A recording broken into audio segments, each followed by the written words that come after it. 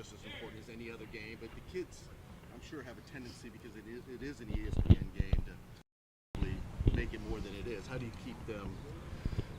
Well, we have 2 conference games after this one, and we have to stay focused. I know the energy will be high because it is prime time, like you're talking about, all the country, and it's always an opportunity when you have a great football team coming into your stadium.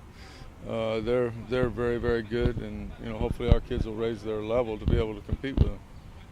Coming to the Dallas-Fort Worth area, the idea of the Iron Skillet, I'm sure you had an idea that it existed, but in your mind, what does that mean to you?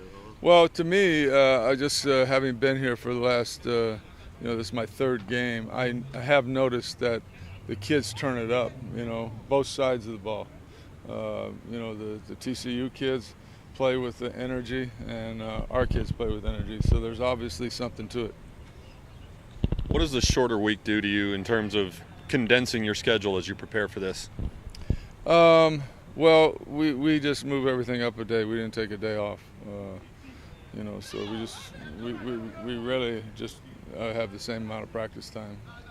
We just didn't have a day off. How's Sterling's knee?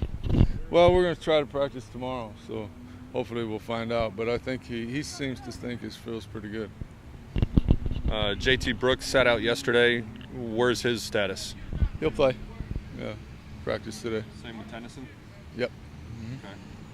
Okay. How much? Last year, you were up 7, I guess, when Pete stripped Andy Dalton. You had the fumble returned almost to the 1, and then that long delay before the call was overturned. Was that sort of a turning point in that game in your mind? Well, it was definitely a turning point. Just like the call last week could have been a turning point in the game. I didn't agree with the call and still don't agree with it, but you gotta deal with what's you're handed. You had an 11-minute delay on that call. Surely there wasn't enough to overturn it. Not going to see the same refs, right? Just the fact that it took 11 minutes tells you that it was inconclusive, which they should have allowed it to stand.